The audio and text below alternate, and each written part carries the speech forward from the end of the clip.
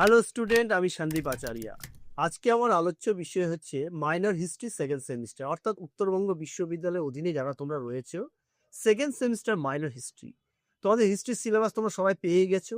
তো তোমাদের history syllabus কি আছে সেটা আমি আর বলছি না। তো তোমাদের কি পড়তে হবে? 300 থেকে 1206 অর্থাৎ 300 খ্রিস্টাব্দ থেকে 1200 খ্রিস্টাব্দে এর মধ্যে তোমাদের উল্লেখ করে দেওয়া আছে কি কি পড়তে হবে। তার ডিটেলসে না গিয়ে আমি তোমাদের একটা 100% সাজেশন দিচ্ছি, যেটা কমপ্লিট সাজেশন। তো কি পড়তে হচ্ছে দেখো, সব থেকে বেশি গুরুত্বপূর্ণ হচ্ছে এখানে 12, 6 এবং 3 নম্বরের জন্য, সেটা হচ্ছে গুপ্ত সাম্রাজ্য। Very very important. গুপ্ত সাম্রাজ্যতে তুমি কি পড়বে? সমুদ্রগুপ্তের সাম্রাজ্যবাদী নীতি আলোচনা করো, 1 নম্বর প্রশ্ন। 2 নম্বর, ভারতের ইতিহাসে গুপ্ত যুগকে কেন্দ্রে সুবর্ণ যুগ বলা হয়। 3 নম্বর পড়ে গুপ্ত যুগের সামাজিক অর্থনৈতিক অবস্থা সম্পর্কে আলোচনা করো। এই 3টে প্রশ্ন তুমি অবশ্যই পড়ে রাখবে। এখান থেকে একটা প্রশ্ন তোমাদের অবশ্যই আসবে। এবার আসি আমি 2 নম্বর প্রশ্নে। 2 নম্বর প্রশ্নে পড়ে রাখবে Harshavardhan. Very very important question, Harshavardhan. সেটাও তোমার 3, 6, 12 জন্য খুব ইম্পর্টেন্ট। কি পড়বে? হর্ষবর্ধনের পরবর্তীকালে বাংলা কনৌজের উপর আধিপত্য স্থাপনের লক্ষ্যে ত্রিশক্তি সংগ্রাম যে ব্যাপারটা, সে ব্যাপারটা পড়ে, অর্থাৎ তুমি হর্ষবর্ধন পড়ে রাখো। আমি এত লম্বা কোশ্চেন দিচ্ছি না, তোমাকে সংক্ষিপ্ত প্রশ্ন বলছি। হর্ষবর্ধনের উপরে একটা তুমি পড়ে রাখো, সেই কিন্তু তোমাকে সমস্ত অ্যান্সার তোমাকে কভার করে দেবে। হর্ষবর্ধন অথবা হর্ষবর্ধনকে উত্তর ভারতের অধিপতি বলা হয় কেন, আলোচনা করো। উত্তর ভারতের অধিপতি বলা হয় কেন, আলোচনা করো। ওই যে বললাম, একটা পড়লেই সব, এটাতে তোমার পুরো অ্যান্সার কভার করে যাবে। 3 নম্বর প্রশ্ন তুমি কি পড়বে? 3 নম্বর প্রশ্ন পড়বে পাল আমলে সামাজিক, অর্থনৈতিক ও সাংস্কৃতিক জীবন আলোচনা করো। পাল বংশ, ভেরি ভেরি ইম্পর্টেন্ট, এটা পড়ে রাখবে। এর পরের প্রশ্ন কি পড়বে? প্রাক মধ্যযুগে সামন্ততান্ত্রিক ব্যবস্থার বৈশিষ্ট্য। প্রাক মধ্যযুগে সামন্ততান্ত্রিক ব্যবস্থার বৈশিষ্ট্য, এটা পড়ে রাখো। এরপরে তুমি কি পড়বে? চোল। চোল তো তোমাদের উল্লেখ করে দেওয়া আছে। চোল থেকে কি পড়বে দেখো, চোল শাসন ব্যবস্থা সম্পর্কে আলোচনা করো। এরপর পড়বে রাষ্ট্রকূট সাম্রাজ্য। এটা কিন্তু 6, 3 দুটোই কিন্তু কভার করে যাবে, 12, 6, 3। এরপর পড়বে দিল্লির সুলতানি প্রতিষ্ঠার প্রাককালে ভারতের সামাজিক রাজনৈতিক অবস্থা আলোচনা করো। ভেরি ভেরি ইম্পর্টেন্ট প্রশ্ন। এরপরে তোমাকে পড়তে হবে দ্বিতীয় পুলকেশীর রাজনৈতিক কৃতিত্ব আলোচনা করো। দ্বিতীয় পুলকেশীর রাজনৈতিক কৃতিত্ব আলোচনা করো। এরপর তোমাকে যেটা পড়তে হচ্ছে সেটা হচ্ছে উত্তর ভারতের রাজারা কেন তুর্কি আক্রমণ প্রতিহত করতে ব্যর্থ হয়েছিল। উত্তর ভারতের রাজারা কেন তুর্কি আক্রমণ প্রতিহত করতে ব্যর্থ হয়েছিল। বাস, এই কয়েকটা প্রশ্ন হচ্ছে 12 নম্বরে। এরপর যেটা আসছে আমি 6 মার্কসে।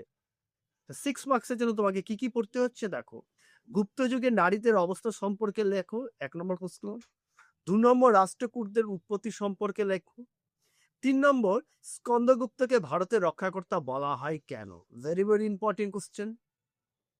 এরপর কৈবত্য বিদ্রোহ সম্পর্কে লেখো।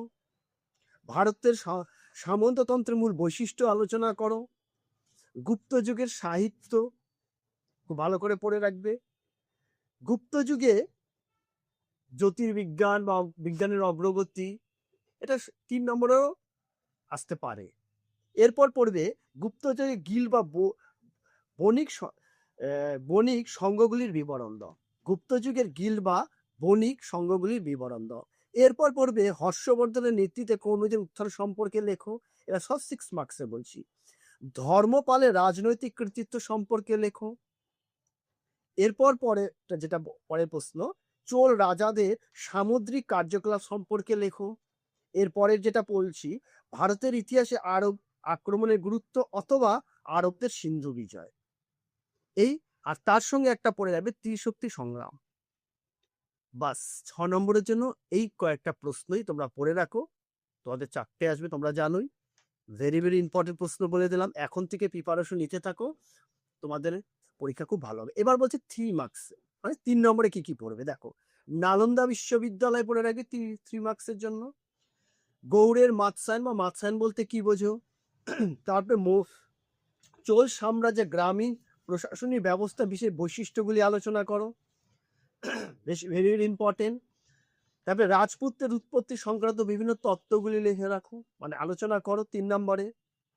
এরপর পড়বে ফাইয়েন ভারত ভ্রমণের ঐতিহাসিক গুরুত্ব, শশাঙ্কের কৃতিত্ব সম্পর্কে লেখো, পল্লব কারা ছিল, সব 3 মার্কসের কিন্তু।